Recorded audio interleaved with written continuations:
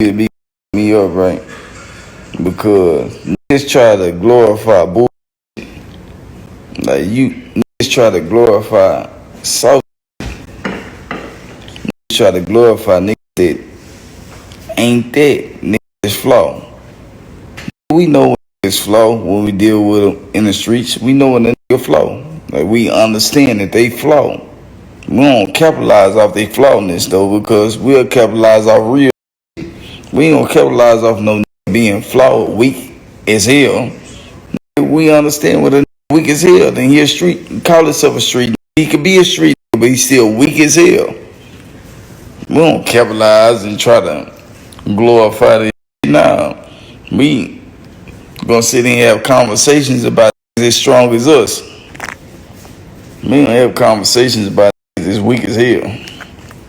And Leo came to the office, man, to meet with me. And here was the deal. Rap-A-Lot and I were at a gridlock at that point in my career. We're at a gridlock. Like I wasn't dropping no more albums and they wasn't giving no more money. So we were at a gridlock and I had responsibilities. So I had to be very crafty. So you make an executive move. I made an executive move. Brilliant. I made an executive move and I was making an astronomical amount of money. I was making more money working at Def Jam than I was rapping. 2001, I was doing that. But the move was, you know, me and James in the gridlock with this. And so you let me cut y'all. Is y'all in the gridlock?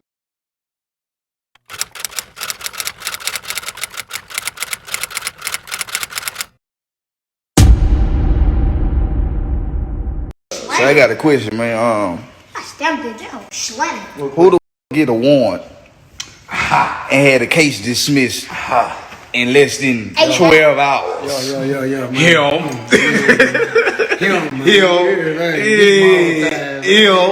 Who get a warrant to get the case dismissed in less than 8 hours, man? Sir.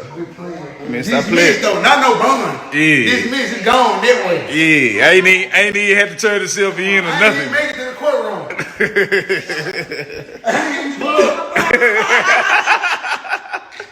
Check this out. I remember the day Brazy called my phone and told me about you, and I had a little bit of drop on my mind because you never trust the word of a desperate man. But I did it for Brazy anyways. Made sure you were safe from ninjas trying to take your life in your own city, and gave you an opportunity to become a global star with millions in your bank account. But what do I get in return? Hashtag never trust the word of a desperate man. J Prince's message got a lot of social media users speculating that Finesse2tymes might be his own problem because he didn't care about bringing his own lawyer to read his contract before signing a deal with Mob Ties. And if he actually did sign because he needed protection, then that might be the price you gotta pay for such offer. Check out what Finesse2tymes said after posting ScarFace video clip on his page. My question is, why hold a black man back? Why? It's supposed to be each one teach one. I understand it's business, but y'all overstand that we don't know nothing about business. Why put a black man life on hold just because he lacks business sense? Glad you could find a way through it, OG. J Prince Jr. pulling the same move on me. Leo. Okay. And Leo came to the office, man, to meet with me. And here was the deal. Rap-A-Lot and I were at a gridlock at that point in my career. We're at a gridlock.